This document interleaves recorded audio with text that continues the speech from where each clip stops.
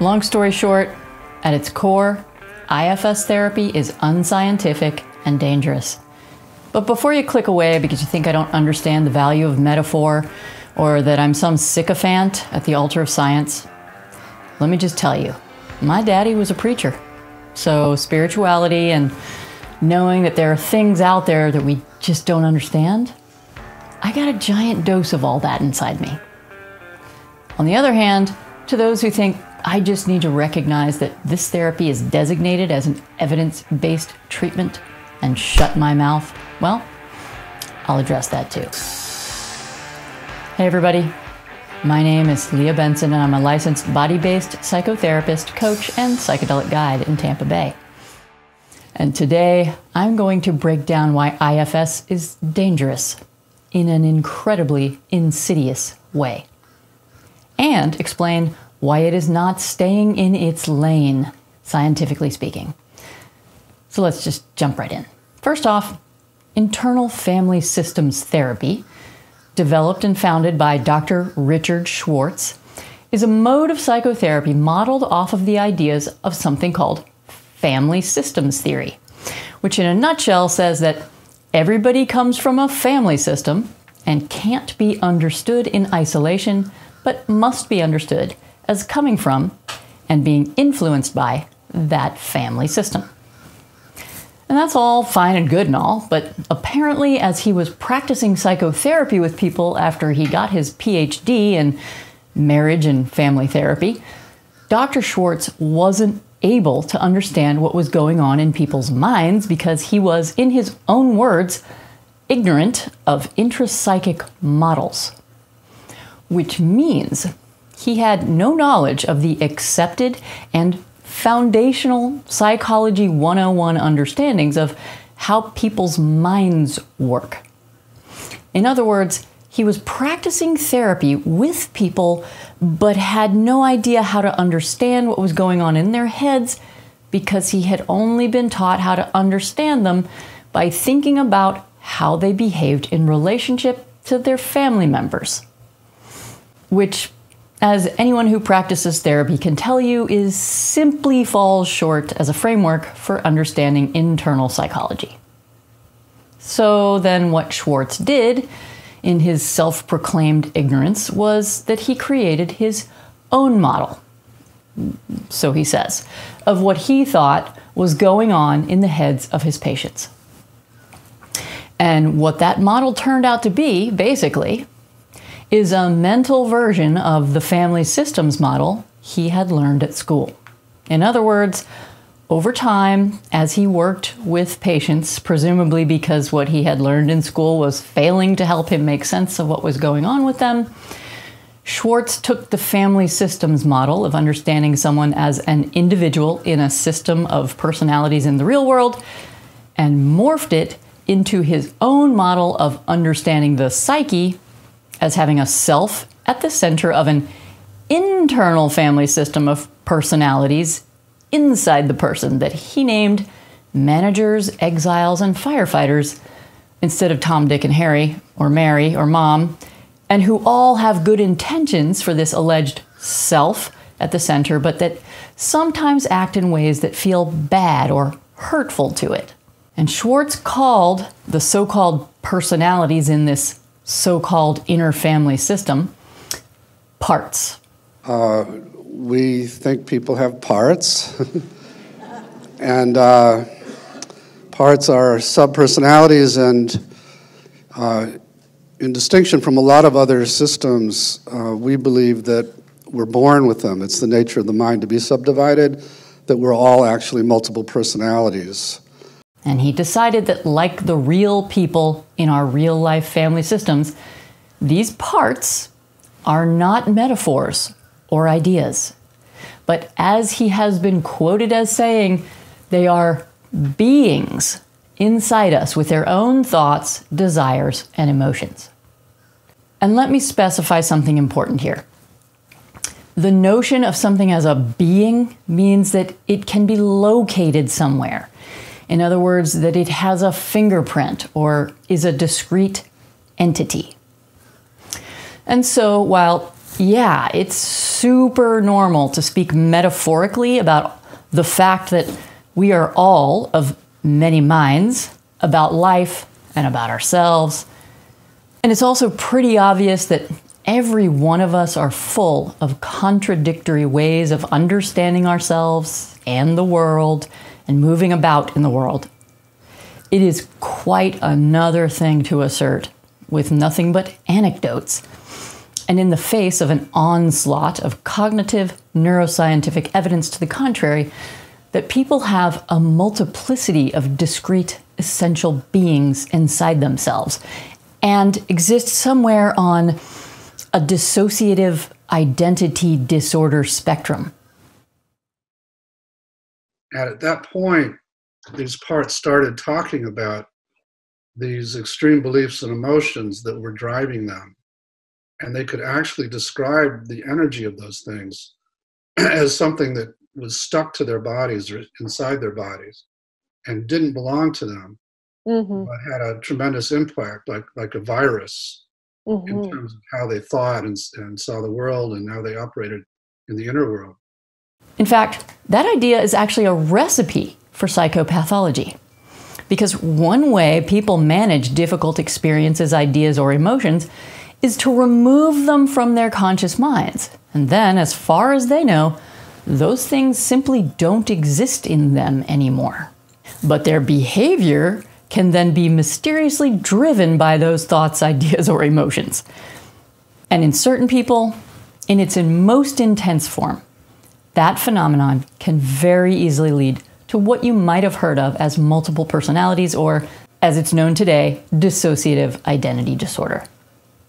And if the idea that your personality is made up of discrete entities that have their own thoughts, desires, and emotions isn't enough to convince you that this therapy modality is dangerous for a big swath of the mentally ailing population, there's more. Richard Schwartz is on record saying that he works with beings inside people that do not belong to the person.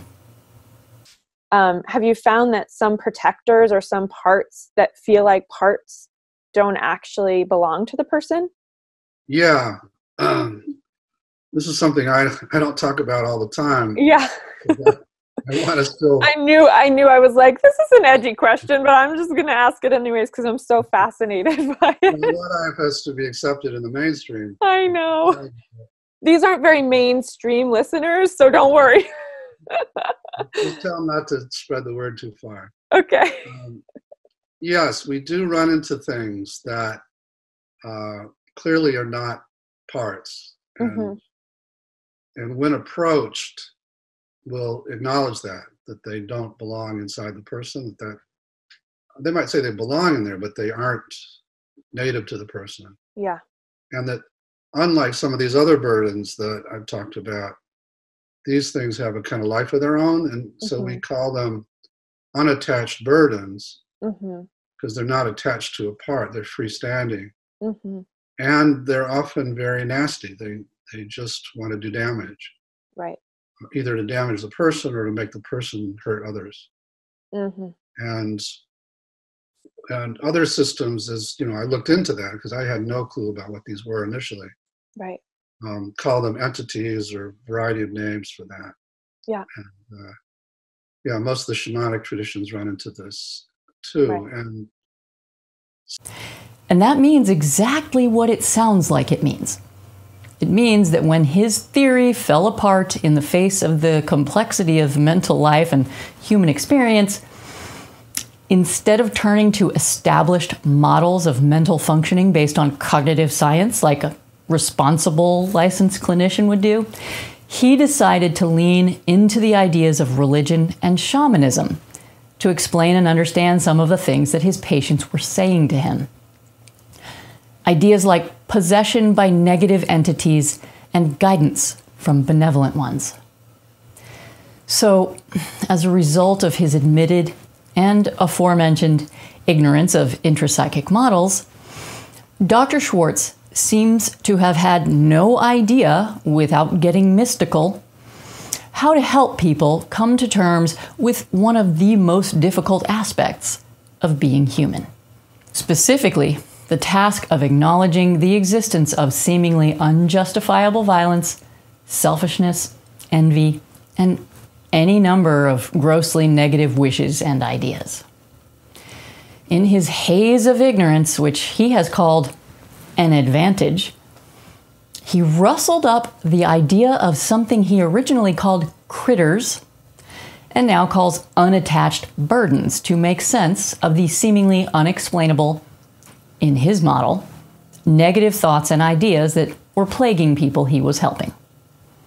And instead of doing the quality psychotherapeutic work of understanding and integration, he generated stories of energy and ideas inside of people that don't belong to them and performs what can only be understood as exorcisms of those burdens by, as he says, sending them to the light.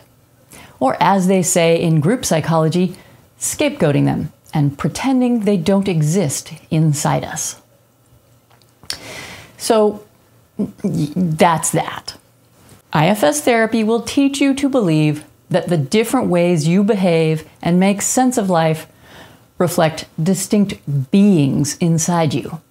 And it will teach you to believe that any selfishly destructive or violent thoughts you discover inside yourself that you can't find a good reason for having should be understood as not you and expunged like in an exorcism. And as I like to say, hey, that's fine as long as you're a shaman or a religious organization. But it's not fine if you're practicing psychotherapy, because psychotherapy is supposed to rise from the scientific study of mind, which IFS does not. And that's where we're going next. Before I do that, though, I need to clear up an important point about the evidence-based status of IFS, which does indeed exist and gives it a veneer of scientific legitimacy. So here we go. Yes, IFS is designated as an evidence-based practice by a big federal agency in charge of mental health services in the United States. But let's just dig a tiny bit into exactly what this designation of evidence-based practice actually means. And I'll give you a hint. It is not evidence showing that we all have discrete entities inside us or that we can be inhabited by unattached burdens.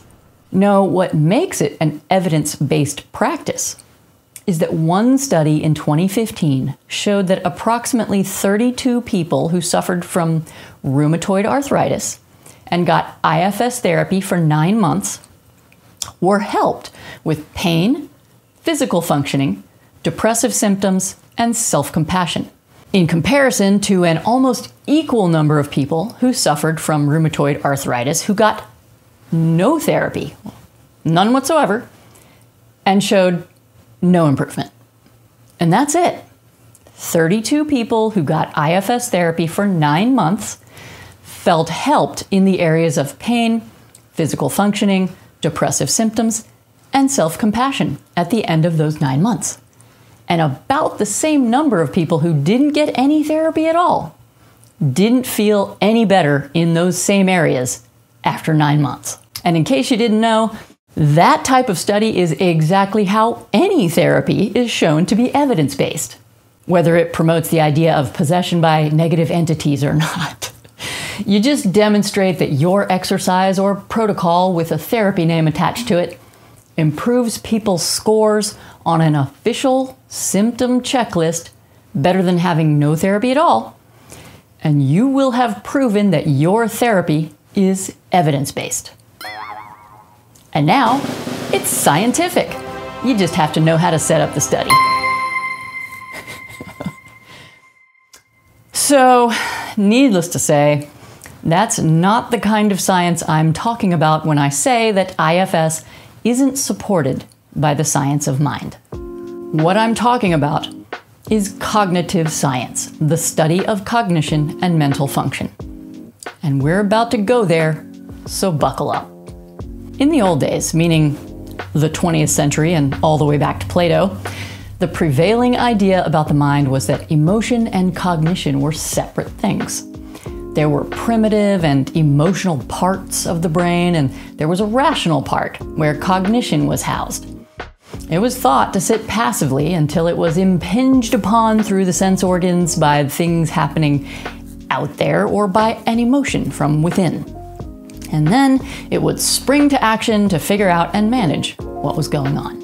Western psychological theories of mind, emotion, and motivation were all derived from this basic understanding.